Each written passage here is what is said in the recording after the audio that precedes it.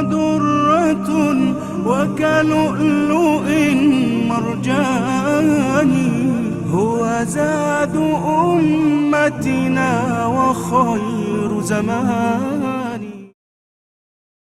بسم الله الرحمن الرحيم. الحمد لله نحمده. لا ما فيش كتاب. لا. الحمد لله نحمده ونستغفره ونستهديه ونعوذ بالله من شرور انفسنا وسيئات اعمالنا، من يهد الله فلا مضل له ومن يضلل فلا هادي له، واشهد ان لا اله الا الله وحده لا شريك له، واشهد ان سيدنا محمدا عبده ورسوله. اللهم صل وسلم وبارك على سيدنا محمد وعلى آل سيدنا محمد وسلم تسليما كثيرا. وبعد، درسنا المسألة السادسة من المسح على الخفين، شروط المسح على الخفين. وأما شرط المسح على الخفين فهو أن تكون الرجلان طاهرتان بطهارة الوضوء، وذلك شيء مجمع عليه إلا خلافا شاذا. وقد روي عن ابن القاسم عن مالك ذكره باللبابة في المنتخب، وإنما قال به الأكثر لثبوته في حديث المغيرة، يعني الأكثر قالوا أنه لا بد من اشتراطه الطهارة من الحدث بالوضوء، وأن يلبس على طهارة كاملة، وذلك لحديث المغيرة أن إذ أراد أن ينزع الخف عنه صلى الله عليه وسلم فقال دعهما فإني أدخلتهما طاهرتان، فهو حديث صحيح. والمخالف الذي يقول ما يقول في الطهارة الوضوء حمل الطهارة على الطهارة اللغوية، أدخلتهما طاهرتان يعني من النجاسة، أدخلتهما طاهرتان من النجاسة. أقول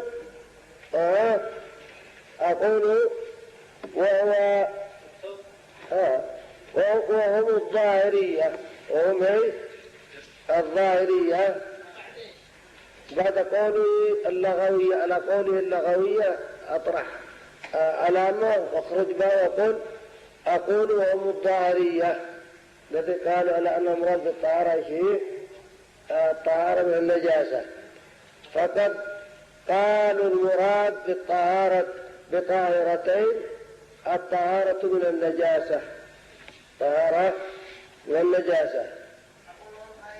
أقول وهم الظاهرية فقد قالوا المراد بالطهارتين الطهارة من النجاسة،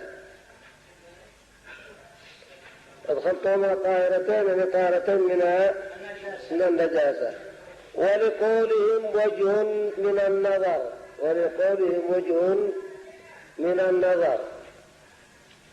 لأن لفظ طاهرتين مشترك بين الطهارة من النجاسة، ولقولهم وجه من النظر لأن لفظ طاهرتين مشترك بين الطهارة من النجاسة ومن الحدث، مشترك بين الطهارة من النجاسة والحدث، إلا أن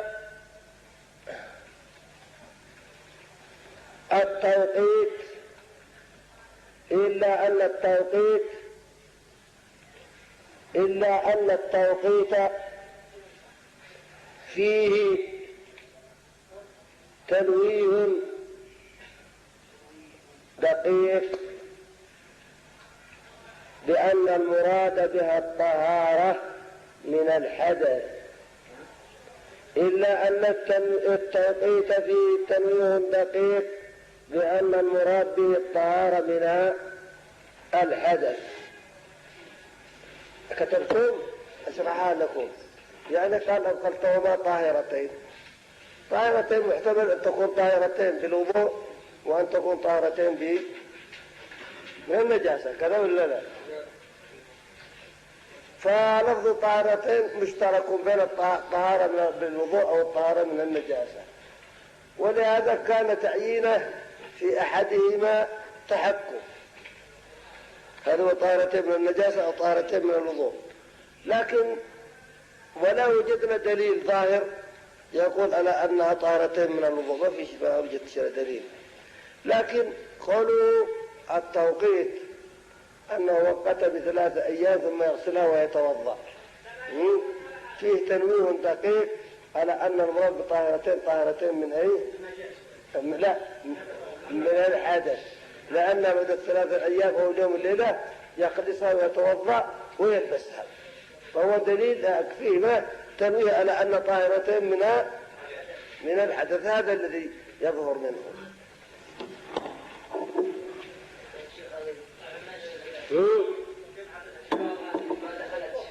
ما دخلت في بعيدة،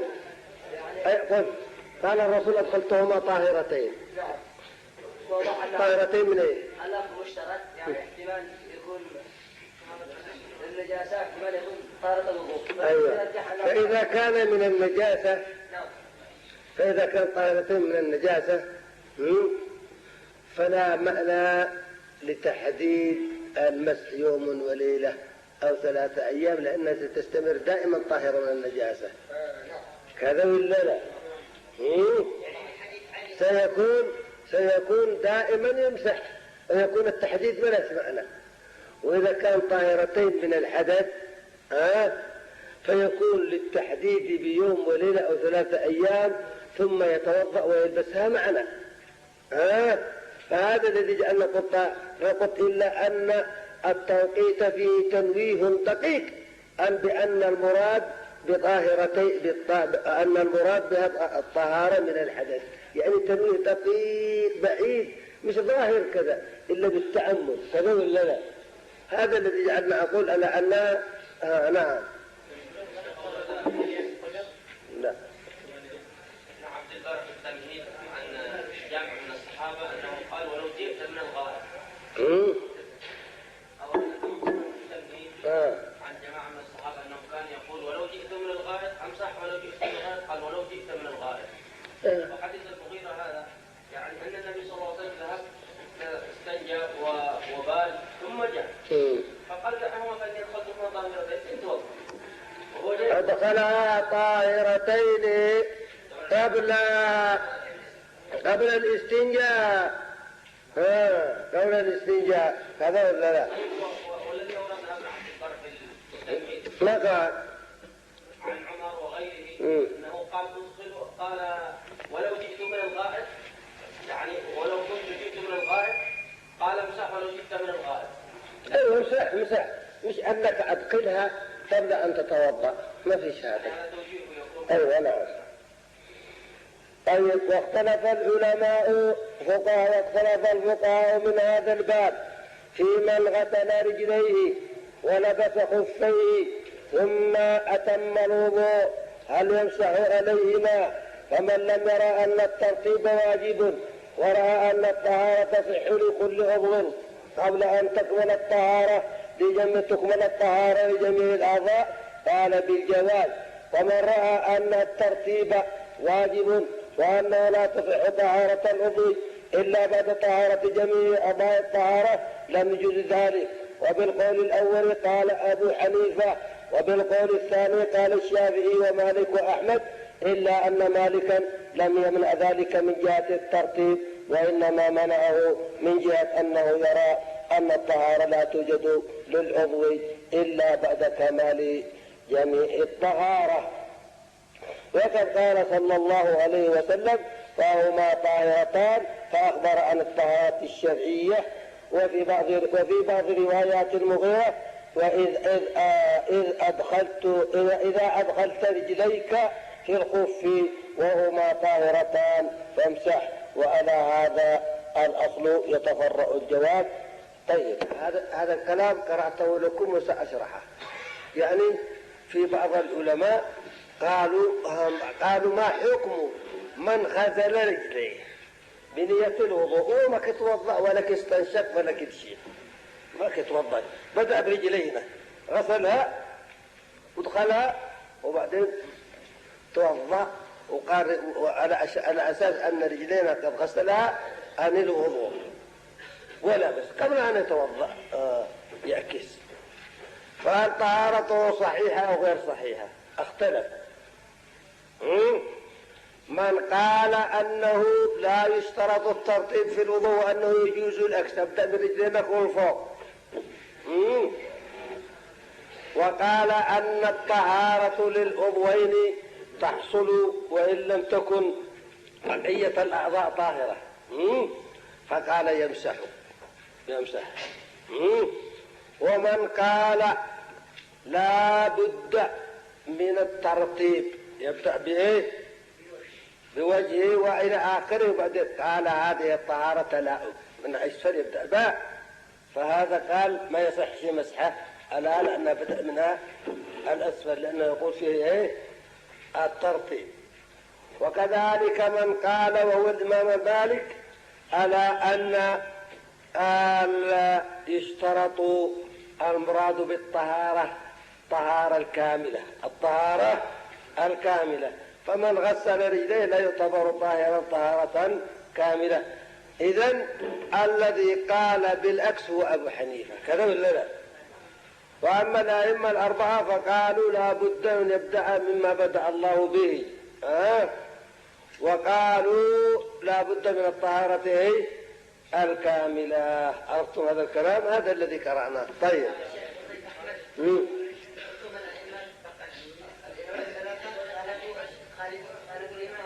نعم. وهناك قال الشافعي ومالك، نضيف أحمد. أنا قلت وأحمد، أنتم انتبهتوا، واكتبوا عندي وأحمد. أنت خانك السم. أيوة، إذا تكون ما روايتك شاذة، لأن الجميع قالوا أحمد.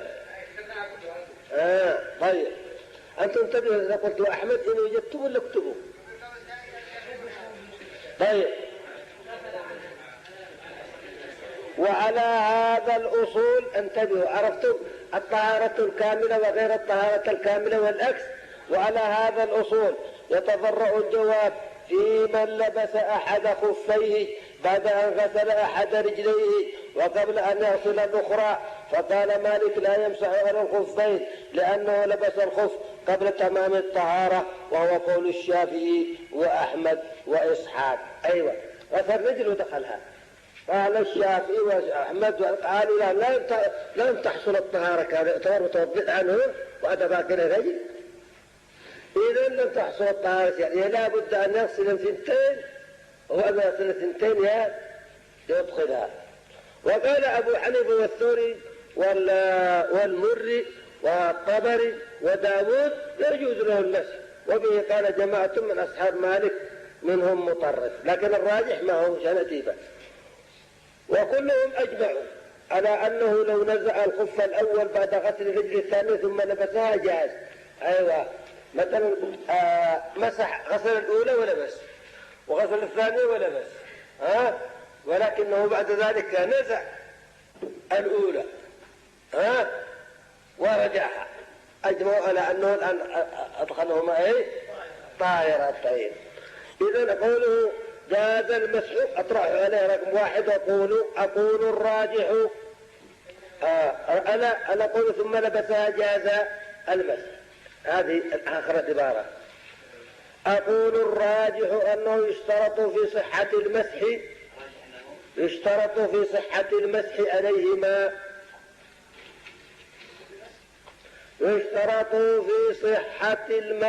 عليهما لبسهما بعد طهارة كاملة لما يدل عليه. أقول الراجح أنه يشترط في صحة المسح عليهما لبسهما بعد طهارة كاملة لما يدل عليه ظاهر سياق حديث لما يدل عليه ظاهر سياق حديث المغيرة، لما يدل عليه ظاهر سياق حديث المغيرة. إذن هذا هو الراجح. ثم ابتدأ عبارة وقال: وهل من شرط المسح على الخف ألا يكون على خف آخر؟ عن مالك فيه قولان، يعني في البلاد الباردة جابوا الخفين وانت قطعها بجوربين، جورب فوق جورب، وتلبسها على طهارة، فما حكمها؟ هل يصح المسح على الأعلى هذا وإلا لابد من مسح الأسفل ولا إيش حكمه؟ وهذه قال للإمام مالك فيها، للإمام مالك فيها قولان، ولم يذكر للأئمة الآخرين قول.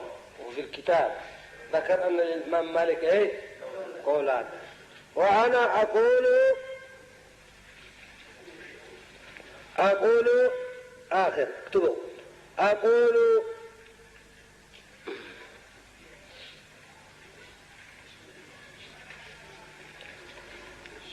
بيان مذاهب العلماء،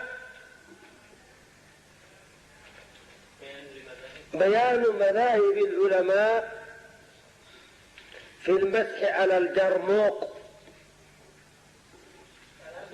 الجرموق أيوة أنت تقرأه في الفقه ولا يجوز المسح على الجرموق، تقول أنت ما هو الجرموق؟ فأنا جيت لكم بالعبارة الغريبة في المسح على الجرموق، وهو خف فوق خف، وهو خف فوق خف، هذا هو الجرموق. ما معنى الجرموق؟ خف فوق خف أو شراب فوق شراب نسميه جرموق.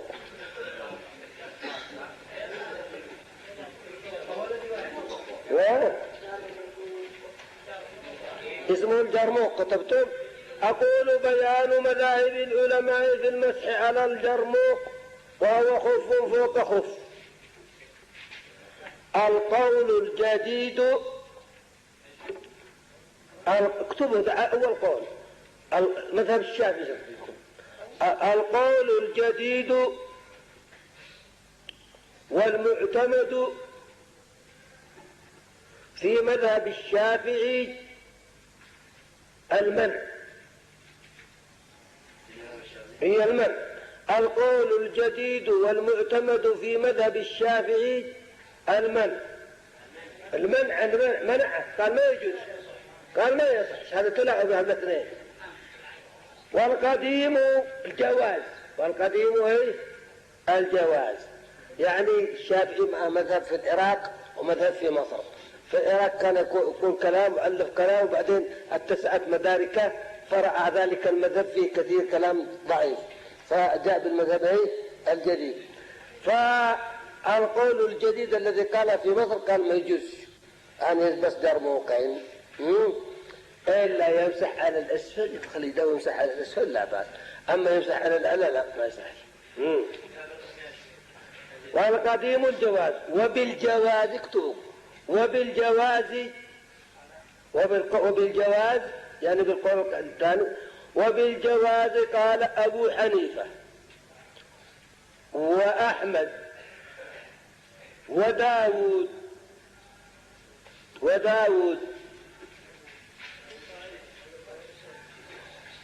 إذن المذهب القديم من مذهب الشافعي المنع، والجديد الجواز، والمذاهب وأبو حنيفة وأحمد وداود وافقوا الشافعي في المذهب القديم، كذا قالوا به الجواز. وبالقولين قال مالك، وبالقولين قال مرة قال في الكتاب على أنه قال مرة يجوز ومرة قال ما يجوز. طيب والراجح الجواز،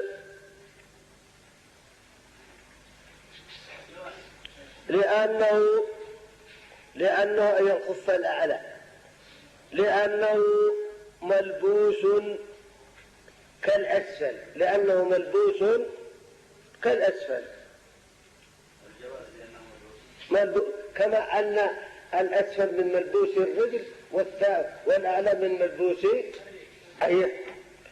تعب لك شميز اسمه فنين صوف وتعطيك ثوب وتجعل من فوقها جبة كلها ملبوس ولا لا؟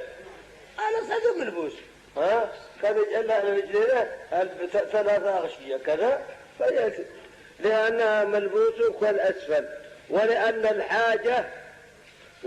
الحاجة قد تدعو إليه في البلاد الباردة، ولأن الحاجة قد تدعو إليه في البلاد الباردة. إذن يجوز المسح على إيه؟ على الجرموق. وهو قول اسمعوا جواز المسح على الجرموق قال به أبو حنيفة وأحمد والشافعي في القديم وأحد قولي مالك. إذا كلهم قالوا به. وداود جواز المسح على الجرموق قال به أبو حنيفة وأحمد وداود والشافعي في القديم وأحد قولي مالك. كلهم قالوا ايه بالجواز. نواقض المسح على الخف. يا شيخ لكن في هذه المسألة هل يجوز مثلا إذا صلى أن ينزع الخف على الجزمة؟ بعد هيك سيدي نواقض المسح على الخف. نواقض المسح على الخف هذا تجعلك ضعه هنا. وأما نواقض هذه الطهارة فإنهم أجمعوا على أنها نواقض الوضوء بعينها. يعني إذا توضيت ومسحت على خفيك فالفساء والضراط والنوم كله ينقض وضوء كذا. أيوة هذا أجمعوا عليه. واختلفوا فيما سيأتي هل إذا انتهت المدة يبطل وضوءك أو إذا نزعت يبطل وضوءك أو لا يبطل. لا يبطل. فهمتم هذا؟ انت تسأل عن هذا. وكذلك فماذا قالوا بعضهم ننظروا. قالوا بعضهم الذي أليس قرأنا على أن هناك من يجب الموالاة في الوضوء ولا لا؟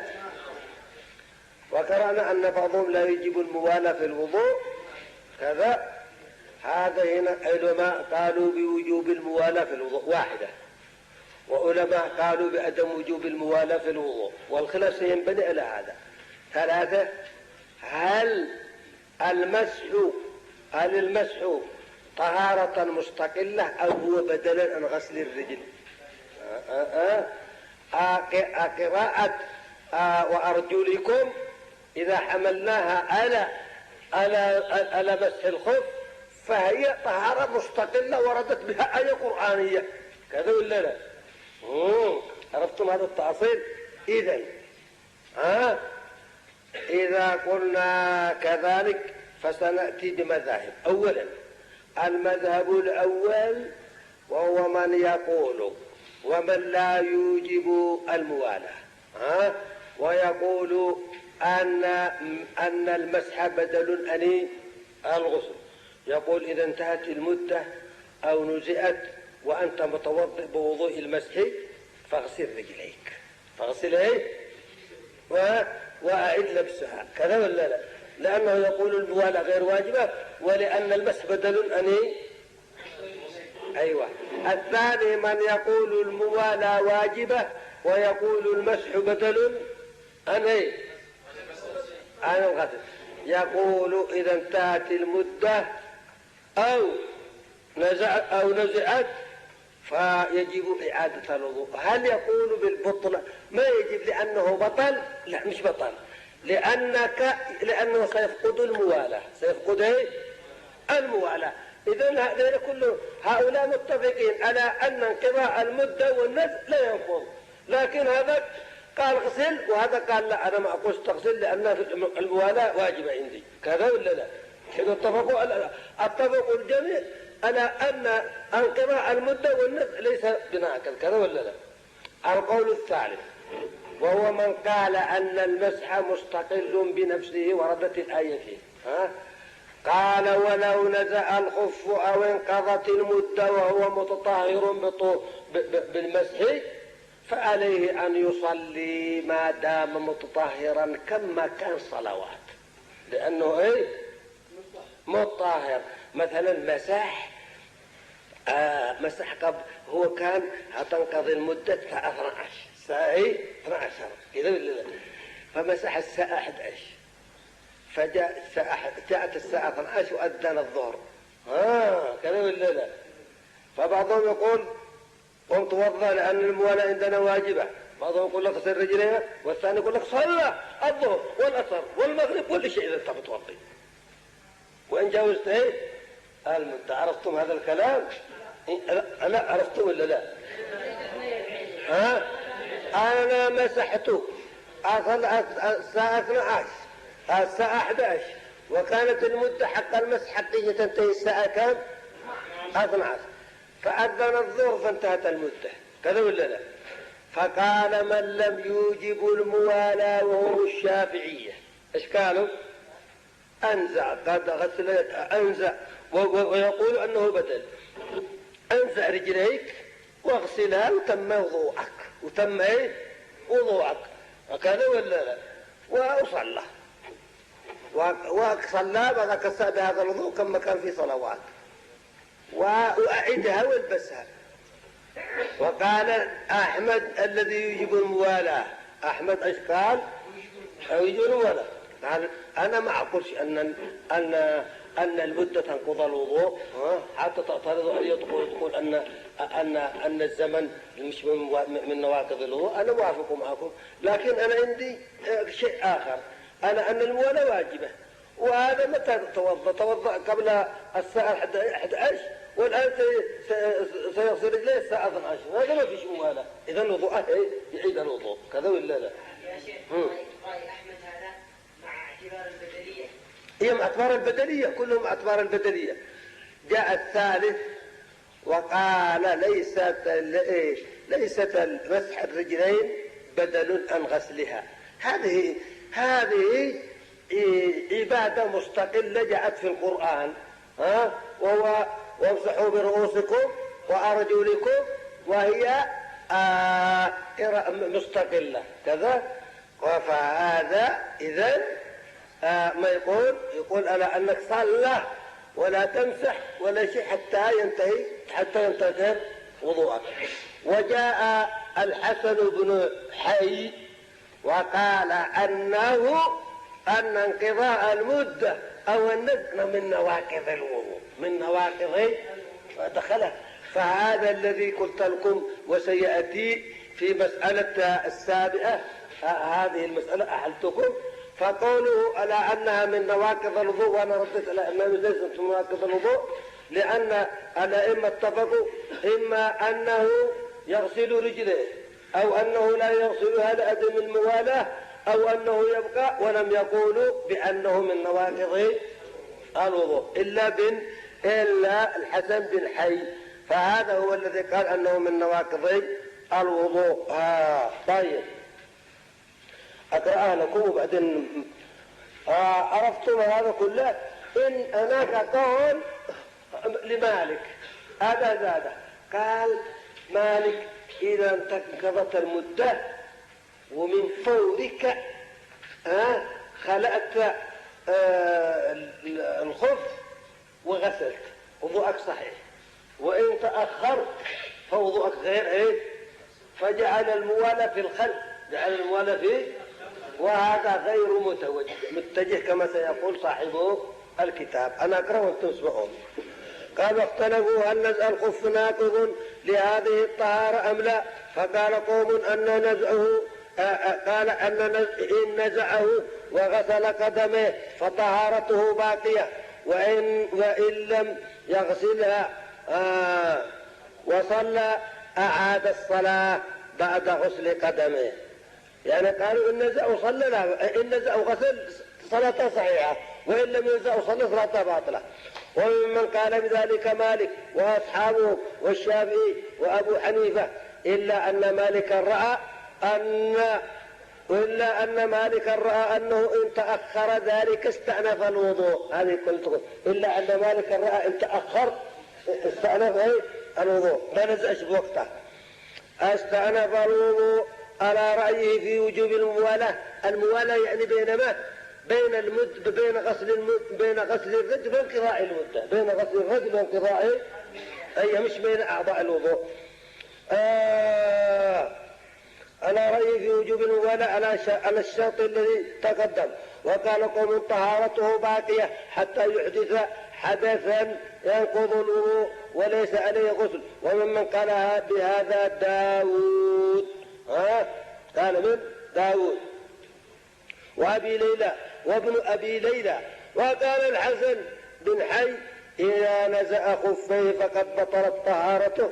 وبكل واحد من هذه الأقوال الثلاثة قالت طائفة من فقهاء التابعين. وهذه المسألة هي مسكوت عنها ما فيش أدلة عليها. وسبب اختلافهم هل المسح على الخفين، وسبب اختلاف هل المسح على الخفين هو أصل بذاته في الطهارة أو بدل من غسل الرجلين عند غيبوبتهما في الخف. فإن قلنا هو أصل بذاته فالطهارة باقية. وإن نزع الخفين كما انقطعت رجله بعد غسلها. إذا قطعت رجله غسلها نقول لك معظم الأظهر قطعات اسمه غسلها خلص طهارتك هي باقية. وإن قلنا أنه بدل فيحتمل أن يقال إذا نزع الخف بطلت صلاته إن كان شرط الفور إن كنا نشترط الفور يعني الموالاة بين أعضاء الوضوء. نشترط الفور يعني الموالاة بين أعضاء الوضوء. ويحتمل أن يقال أن إن غسلهما أجزأت إذا لم نشترط الفور يعني الموالاة. وأما اشتراط الفور من حين نزع الخف فضعيف. هذا قول مالك. وإنما هو شيء يتخيل فهذا ما رأينا أن نثبته في هذا الباب. أقول الراجح أنه لا ينقض وضوء الماسح بنزع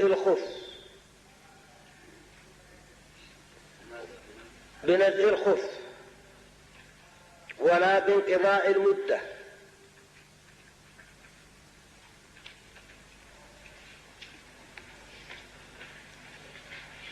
ولا يجب عليه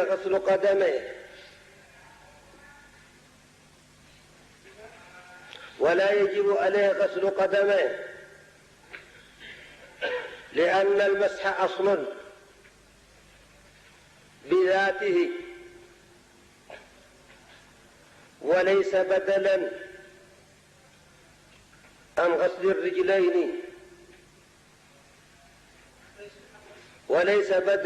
غسل الرجلين وتدل على ذلك أو يدل على ذلك قراءة الجر. وممن قال بهذا الإمام علي بن أبي طالب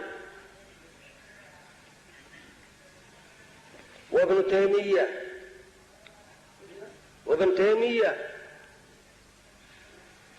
والشيخ الألباني في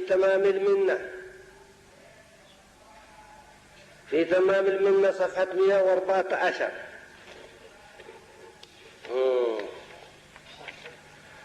كملنا ولا أتي من الوقت شيء؟ صفحة 114.